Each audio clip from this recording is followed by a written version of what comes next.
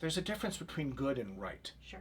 And learning that difference is maybe one of the hardest things there is for an artist to do. The difference between good and right.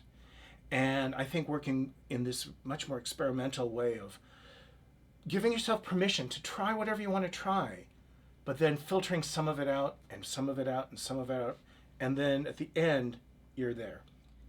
If I'm writing a film score or any kind of a score, it begins with an intent. This is a movie that needs to express a moral issue or a romantic issue or a paranormal issue, whatever it is. Something has to there has to be a front door. And that front door can be a big door and can be a small door. But how you get there is through trial and error, experimentation, and not judging anything. This idea of not being judgmental towards your own creativity is really hard. A lot of people kind of freak out like, oh, the next thing that comes out of my fingers touching this keyboard has to be pearls of genius. Well, no, actually it doesn't. That can come in an hour or two.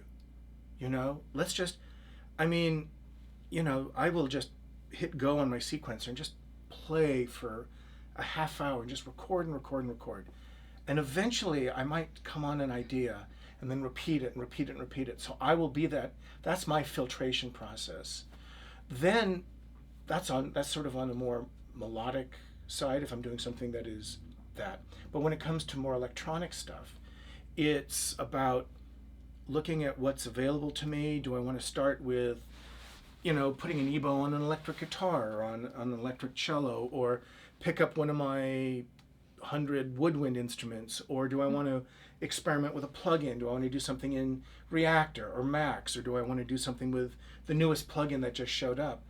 And then start processing it and processing it and processing it until at one moment something makes me go, wait a minute, that's not so bad.